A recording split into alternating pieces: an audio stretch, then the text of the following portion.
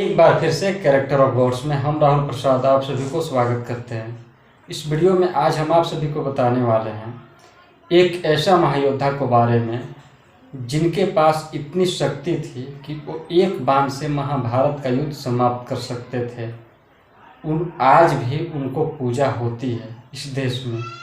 जी हाँ, तो वीडियो को अंत तक देखें और अगर आप हमारे चैनल पर नए हैं तो इस चैनल को सब्सक्राइब अवश्य करें ताकि ऐसे वीडियो आप लोगों को हमेशा मिलती रहे। आपको बता दें, वीर बर्बरी का जन्म हिडिंबा वन में हुआ था और वो स्थान गुजरात के कानम प्रदेश के नाम से जाना जाता है।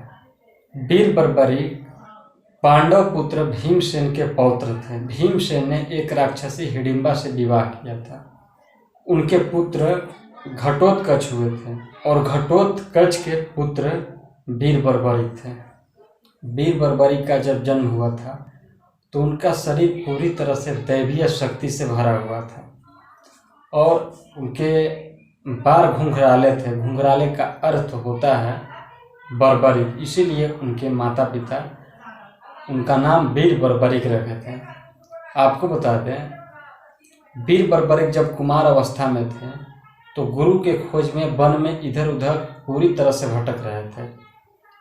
उसी बीच भगवान श्री कृष्ण जी हस्तिनापुर से द्वारिका को लौट रहे थे। उसी रास्ते में बीच में मुलाकात वीर बर्बरिक से हुई। वीर बर्बरिक ने भगवान श्री कृष्ण जी को तेज ऐश्वर्य को देख करके जान करके उनके मन में ऐसा विचार आया कि हम जब भी गुरु बनाएंगे तो भगवान श्री कृष्ण जी के ही गुरु बनाएंगे।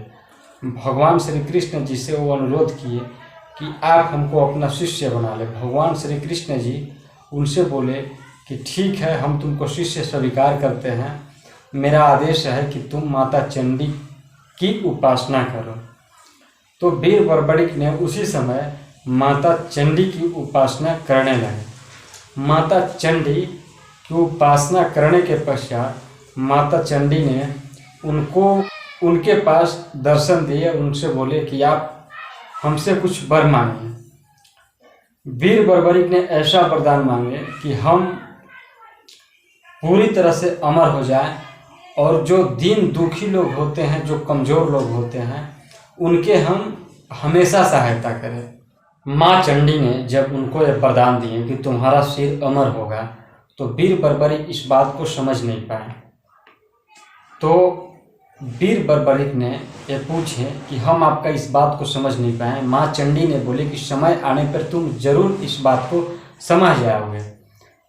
फिर माँ चंडी ने 3 बाण जो दिए, बोले कि ये बाण पृथ्वी आकाश पाताल तीनों को सर्वनाश करने में सक्षम रहेगा, ये तुम अपने पास ले लो। ये तीनों बाण ले करके वीर बर्बरिक और पूरी तरह से अस्त्र शस्त्र ले करके और चल दिया। चलते समय उनको ये पता चला कि महाभारत का युद्ध होने वाला है।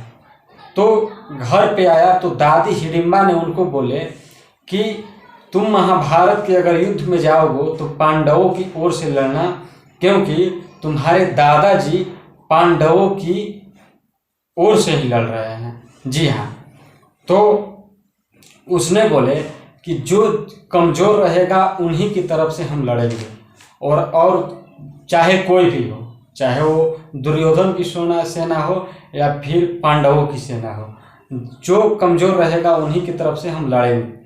उनकी दादी ने बोले कि नहीं, तुम पांडवों की ओर से लड़ना, लेकिन वो बात नहीं माने। फिर गए महाभारत के युद्ध में तो भगवान श्री कृष्ण जी भी बोले कि तुम पांडवों की तरफ से ही लड़ो। वो बोले कि जब भगवान, हम जो सेना कमज़ोर रहेगी हम उन्हीं के तरफ से लड़ेंगे, क्योंकि ये प्रतिज्ञा हम ले चुके हैं। भगवान श्री कृष्ण जी बोले कि तो पांडवों की सेना कमज़ोर है, क्योंकि उधर से नारायणी सेना है और 7 महारथी है।